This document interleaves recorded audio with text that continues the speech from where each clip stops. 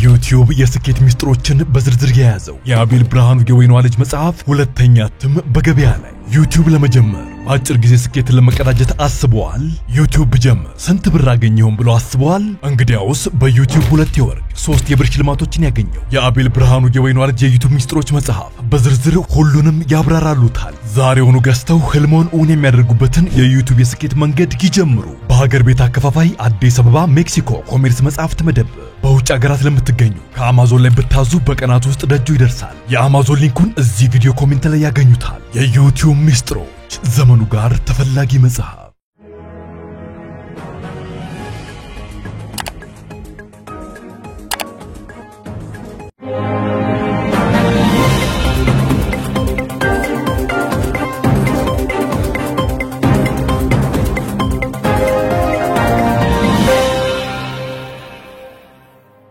ጤናስጥልኝ ክብራትና ክብራን የዩቲዩብ ቻናል ቤተሰቦች ሰዓቱን አጫጭር መረጃዎች ይዤ ቀርብ ያለው እስከ ፍጻሜው አብራችሁኝ ቆዩ። ክብራን አድማጮች በርከት ያሉ መረጃዎች ዩቲዩብ ላይ ሲጫኑ ቀድሞ ለእናንተ ማስታወቂያ መልእክት ወይም ኖቲፊኬሽን እንዲደርሷችሁ የዩቲዩብ ቻናሌን ሰብስክራይብ በማድረግ የደወል ምልክቱን መጫን አትዘንጉ። ወደ መረጃዎቹ አለፍኩ።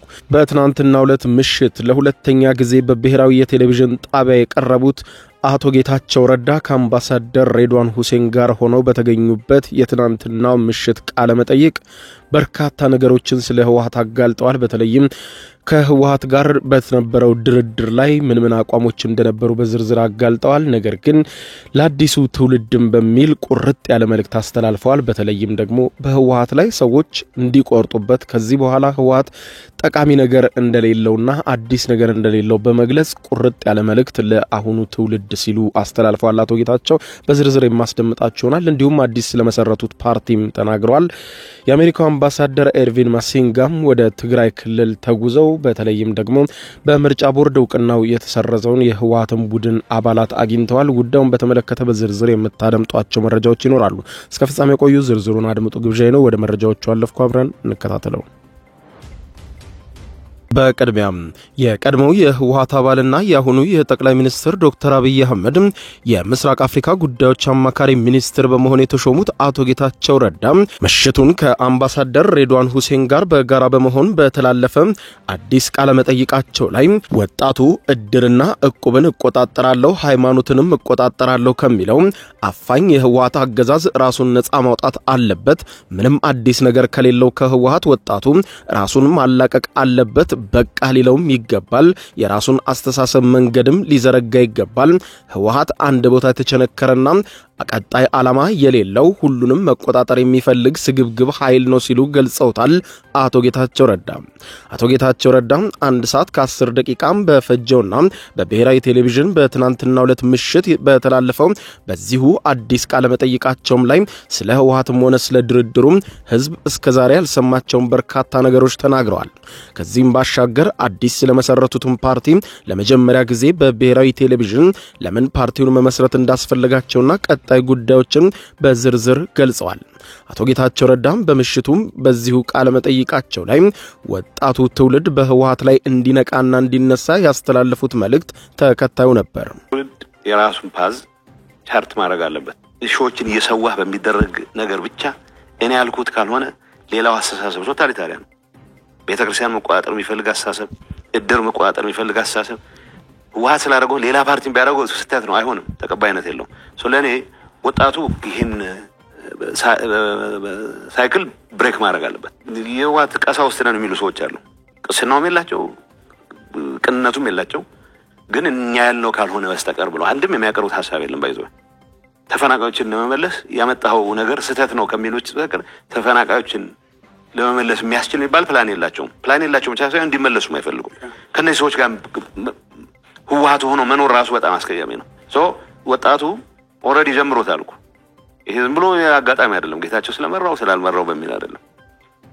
ሌላ አስፒሬሽን ያለውም ይሄ መንገድ 50 ዓመት ሙሉ አጥፍቶናል የሚል መጽሐፍ መመራመር የሚችሉ መሪዎች እስከመሩት ድረስ ይነሱም ይዛከነ ብዙ ጉለቶቹ በራሁን መሳደብ ብቻ የትግል ስትራቴጂ አድርገው የያዙ ከተቻለ ደግሞ የተወሰነ ነፍጥ ተነስቶ አንድ ነገር ካላደረግን ብቻ ያዙ ሰዎች ይዞ በቀረበት ሁኔታ ወጣቱን አስፒሬሽን ሊያሟላ አይችልም።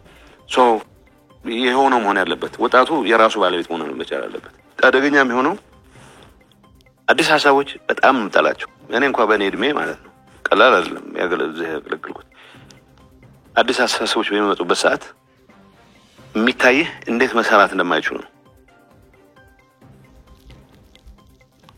የሪአክሽን አንድ ጸሐፊ ፈላስፋ ነው የልማት ኢኮኖሚክስ ሪቶሪክ ኦፍ ሪአክሽን የሚለው አድሃሪ የሆነ ኃይል እድሜ በገፋ ቁጥር ፈልገው አይደለም አድሃሪ ነው ሰው ነው በቃ የያዝከውን ማቆየት ትፈልጋለህ። አዲስ ጽሁፍ ማንበብ ያልቻለ ሰው ድሮ ያጠናትን ነገር ይዞ ነው መቀጠል የሚፈልገው። አዲስ ነገር መስማት አይችልም። ስለዚህ እሱ ምንድነው የሚለው አዲስ ነገር ብንጀምር ይላል። የመጀመሪያ ሪአክሽኑ ያጠፋናል ነው የሚለው። አዲስ ነገር ፐርቨርስ ነው የሚሆነው ካሰብነው ውጪ ውጤት ያመጣል ይላል። ሁለተኛ አደገኛ ነው ጆፐርድ ይፈጥራል ይላል። ሶስተኛ አይና አይሳካም ሊሰራ አይችልም ፊታይል ነው። አድሃሪነት ነው ይሄ። ተራማጅ ነኝ ብለህ ብትለውም አድሃሪነት ነው። ከተቸከልክ ግን አደገኝነቱ ለሀገር በለው ወክሏል ለምትለው ህዝብ ያንተ ሐሳብ የሚገዳደር ኢቭን መጥፎ ቢሆን ማስተናገድ የሚያስችል አቅም የለም። መጥፎም ቢሆን እኮ መስማት መቻል አለብህ። ያቃረም ቢሆን ስድብ መስማት መቻል አለብህ እንጂ ለተነሳ መፈክሩ በሙሉ ጠመንጃ መፍትሄ የምታረግ ከሆነ አይሰራም። የኔን ጉዶች ብቻ ባነሳለህ እኔ ጋር ያላቸው ልዩነት ምንም አይደለም። በቃ ፈርመናል። በሆነ አጋጣሚ ጠቅላይ ሚኒስትሩ የኔን ሹመት አይቀበሉም ብሎ ተስፋ አድርገው በግልጽ እንደዛ ነው ኮሙኒኬት ያደረጉት ለጠቅላይ ሚኒስትሩ። እንደማትቀበሉ እናውቃለን፣ ሌላ አማራጭ አዘጋጅተናል ብለው እንግዳውስ ዘሞመንት ስላይትሊ ስትለይ ስላይትሊ በደስቲኔሽንም እንኳን አይደለም ፌደራል መንግስቱ ጠላታችን ነው ብለን ሁላችንም ተዋግተናል ታግለናል። ምናልባት ከብዙዎቹ አሁን ሲቪል አመራር ከሚሉ በላይ ደግሞ ነው ከፍያለሁ ማለት በብዙ መልኩ ግን ስላይትሊ እኔ የዘመርኳት እንደ በእኔ መፈክር ሌላ ወጣት ጦርነት ውስጥ እንዲገባ አልፈልግም ብቻ ነው ያልኩት። እንጂ ነው ያልኩት ለኔ ህልውና ሲል ተጨማሪ ዋጋ እንዲከፍል ግን አልፈልግም ነው። በሰላም መንጨርሰው ነገር በሰላም ያለን እድል እስከናሟጠጥ ድረስ ፕሪቶሪያሱን እድል ነው የፈቀደልን። ለምንድን ነው ወደ ጠመንጃ ኳኳታ መንገባው የሚል ወጥተህ ሰላም የምትለው ማን ጦረኛ አለ ይልሃል። እኔ ሰላም ነው ያልኩት። ጦረኛ ቢከሰስኩት ሰው የለም። በተግባር ጦረኞች እንዳሉ ያወቁም ጭምር ማለት ነው። ይችል ልዩነት ግን ማስተናገድ ስለማይችል ማስወገድ ነው የመረጠው ነው። ማስወገድ ምን አይነት ማስወገድ? ከፓርቲ ፊዚካሊ ማስወገድ። ይሄ በሀገር ደረጃ ሲገለጽ ምን ያክል አደገኛ ነው የሚለው ማሰብ መቻል አለብን። እኔ ባለፈው ሮማንቲሳይዝ እናደርገው ዝም ብሎ ትግላችን ታሪካችን ድንገት ማየት የምትጀምራቸው ኢን ሃይንድሳይት ራስህ ላይ ከደረሰው አንታያቸው ነገሮች ኢሊሚኔት የማድረግ አባዜ ሐሳብህን ለመለወጥ ካለመቻል የሚመነጭ ነው። ስለዚህ ትልቅ አደጋ እንደሚፈጠር ነው። ይሄ ለህዋሃት በለው ለገሌ የሚባል በለው በዘግና እድሜ ሰጥቶት የኔ ሐሳብ ብቻ ነው ካለ የሚያጠፋው ነው። ምንም ጥያቄ የለውም። ይሄ መቀየር መለወጥ በየጊዜው ራስን እየፈተሽ ከህዝብ ጥቅም ጋር ከዘመን ጋር ራስን እያቀራረብክ የምትኖርበት ነው። አቶ ጌታቸው ረዳ አይለወጥም ያሉት የህወሓትን ፓርቲ ትተው መውጣታቸውን ገልጸው አሁን ላይ ደግሞ ፓርቲው ሙሉ በሙሉ በምርጫ ቦርድ መሰረዙን ተከትሎ ከዚህ በኋላ ህይወት ከሌለው የህወሓት ቡድን መላቀቃቸውንና አዲስ ፓርቲ መመስረታቸውንም አስታውቀዋል። አቶ ጌታቸው አዲሱ ፓርቲያቸው በምን ዙሪያ እንደሚያጠነጥን በምን ዙሪያ እንደሚሰራ በዝርዝር በምሽቱ ቃለ መጠይቃቸው ለመገናኛ ብዙሃኑ ተከታዩን ብለውታል። ሁኔታ ህወሓት እመራዋለሁ የሚል ወገን ወደ ገባበት መፋጠጥ ደርሷል። በእንደዚህ አይነት ሁኔታ አሁን ሰላሙን አጥብቆ የትግራይን ህልውና በተሟላ መልኩ ለማረጋገጥ ሁሉንም መንገድ ሰላማዊ መንገድ ተጠቅማል የሚለው ለውጥ የሚያቀነቅን ኃይል መበተን የለበትም። ስለዚህ ላይ ተመልሰ የትግራይ አስተዳዳሪ ለመሆን ተመልሰ የሆነ ነገር የማድረግ ፍላጎት ያለው ሰው በአሁኑ ሰዓት አለ ብያለሁ። ይሄን የለውጥ እንቅስቃሴ ግን ኦርጋናይዝድ በሆነ መልኩ መመራት መቻል አለበት። አናል ቢ ፓርት ኦፍ ዛት ህወሓት እየፈራረሰ በመሆኑ አዲስ ሐሳብ ያለው አዲስ ፓርቲ እንደሚያስፈልግ የገለጹት አቶ ጌታቸው ረዳ እዚህም ደግሞ ፓርቲ የማቋቋም ሂደት ላይ መሆናቸውንም ገልጠዋል። ይህ በዚህ እንዳለ በትግራይ ክልል የአሜሪካ አምባሳደር ከህወሓት ባለስልጣናት ጋር መምከራቸው የተሰማ ሲሆን በክልሉ የተስፋፋውን ህገወጥ የሰዎች ዝውውርን በሚመለከትም ተጠያቂ ግለሰቦችና ተቋማትም ዝርዝር መውጣቱም ተጠቁሟል። ከትናንት በስቲያ ጀምሮ ወደ ትግራይ ክልል ሽሬ የተጓዙት የአሜሪካው አምባሳደር ኤርቪን ማሲንጋ ዶክተር ደብረጽዮን ገብረ ሚካኤልን ጨምሮ ከተሰረዘው የህወሓት መሪዎች እንዲሁም ከጊዜያዊ አስተዳደሩ ኃላፊዎችና ከሰራዊቱ አዛዦች ጋር መወያየታቸው የተሰማ ሲሆን አምባሳደሩ የፕሪቶሪያውን ስምምነት አፈጻጸምና ተጠባቂ ጉዳዮች ላይ መምከራቸው ሲገለጽ የኢትዮጵያ ብሔራዊ ምርጫ ቦርድ ለህወሓት ያስቀመጠውን የ3 ወር ገደብ ባለፈው ሳምንት ማብቃቱን ተከትሎ በይፋ ህጋዊ ሰውነቱን ያጣው ህወሓት ለአፍሪካ ህብረት ኮሚሽን ሊቀመንበር እንዲሁም ለዲፕሎማቲክ ማህበረሰቡ በጻፋቸው ደብዳቤዎች የፌዴራል መንግስት ህወሓትን ለማፍረስ እያሴረ እንደሆነ መግለጹ አይዘነጋም። የህወሓት ህጋዊነት ማብቃቱን ተከትሎ የህወሓት መሪዎችና ጦር አዛዦች በደህንነት ስጋት ምክንያት ቋሚ አድራሻ እንደሌላቸው የተሰማ ሲሆን የህወሓት መሪዎች ምክንያቱ ባልታወቀ ሁኔታ ተሰባስበው ይገኙበታል በተባለው አካባቢ የተጓዙት የአሜሪካው አምባሳደር ኤርቪን ማሲንጋ ከቡድኑ አመራሮችና ጦር አዛዦች ጋር ያደረጉት ውይይት ዝርዝር ጉዳዮች ይፋ ባይሆኑም ውይይቱ በአካባቢያዊና ቀጠናዊ ጉዳዮች የፕሪቶሪያውን ስምምነትን በሚመለከት መሆኑም ተነግሯል።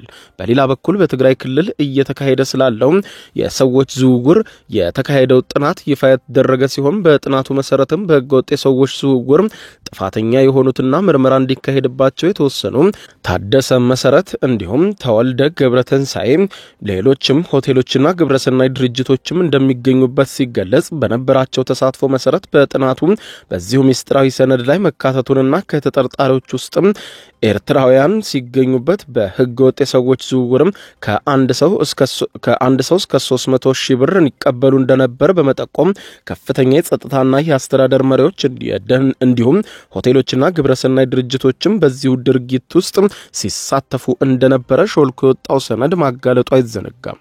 ክቡራን አድማጮች ለሰዓቱ ብታደምጧቸው መልካም ናቸው ያልኳቸው አጫጭር መረጃዎች የሰማችኋቸው ናቸው።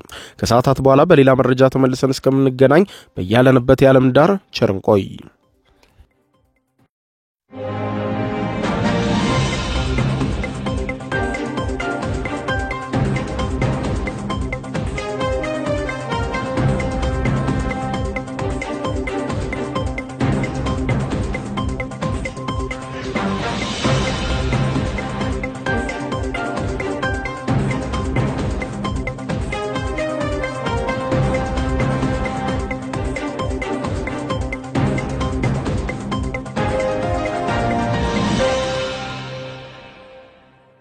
የዩቲዩብ የስኬት ሚስጥሮችን በዝርዝር የያዘው የአቤል ብርሃኑ የወይኗ ልጅ አዲስ መጽሐፍ በገበያ ላይ ዋለ። ዩቲዩብ ለመጀመር በአጭር ጊዜ ስኬትን ለመቀዳጀት አስበዋል? ዩቲዩብ ጀምረው ሚስጥሮቹ አልገባ ብለውታል? እንግዲያውስ አዲሱ በዩቲዩብ 2 የወርቅ 3 የብር ሽልማቶችን ያገኘው የአቤል ብርሃኑ የወይኗ ልጅ የዩቲዩብ ሚስጥሮች መጽሐፍ በዝርዝር ሁሉንም ያብራራሉታል። ዛሬውኑ ገዝተው ህልሞን የሚያደርጉበትን የዩቲዩብ የስኬት መንገድ ይጀምሩ። በውጭ ሀገራት ለምትገኙ ከአማዞን ላይ ብታዙ በቀናት ውስጥ ደጁ ይደርሳል። የአማዞን ሊንኩን እዚህ ቪዲዮ ኮሜንት ላይ ያገኙታል። በሀገር ውስጥ ለምትገኙ በ0949 13 0000 ቴሌግራም ላይ ይዘዙ። ካሉበት ቦታ እናደርሳለን። የዩቲዩብ ሚስጥሮች ዘመኑ ጋር ተፈላጊ መጽሐፍ